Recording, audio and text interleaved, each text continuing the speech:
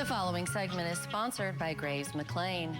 Staying at home still recommended for a lot of people, including the little ones, and that means more difficulty in supervising, especially while also doing work-related tasks. So this morning, attorney Chad McLain is joining us via Skype to talk about potential injuries and problems and how to keep children safe at home.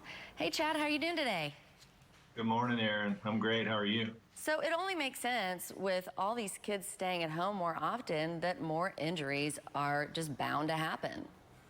Right. Our living spaces and the children's playing spaces have shrunk all of a sudden because there are more people spending more time at home. The adults trying to get work done under these circumstances are distracted and confused and frustrated because they don't have blocks of time to be able to do that when they're in the house. And it'll be, I think it'll get more interesting when school starts, because we recently found out that Tulsa Public Schools is going to be virtual, or it looks like they're going to be virtual for the first quarter. So this is really important right now. Yeah, and you're talking about different types of injuries too, like not just falling.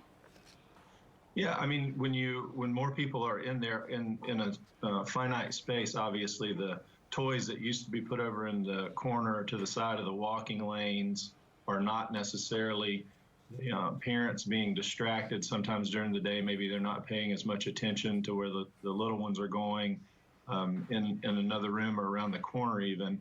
And so all of the things that we've taught our kids and we've taught ourselves to be hyper vigilant about, it becomes much more important now. And it's just that we're in that tight space, in that finite space.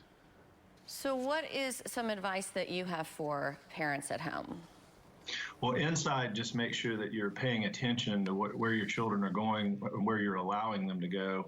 When you're not able to give full time and attention to them, make sure, and there's a clip up on right now of things that are really dangerous with heavy furniture falling over, kids reaching up on hot surfaces and grabbing pots and pans and electrical outlets. Make sure that you do all of the things that you need to keep your living area safe.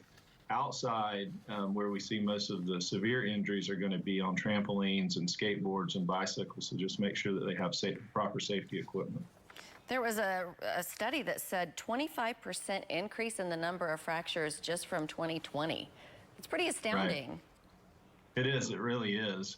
I did additional research to that, and it's true across the country. Kids not being minded as they're outside on the trampolines, for example, or in skateboards in the yard, and we just lose track of them. And next thing you know, I mean, trampolines and certain things that kids do have always had a higher level or a little more dangerous, but because those are like the only places that they can go to get exercise and be outside, that's why there's so much more injury. Yeah. All right. Well, thank you so much for providing your insight to us. Chad McLain. For more information, give them a call if you have any questions. 4137 South Harvard. They're at 918-359-6600. GravesMcLain.com. And they're also on Facebook.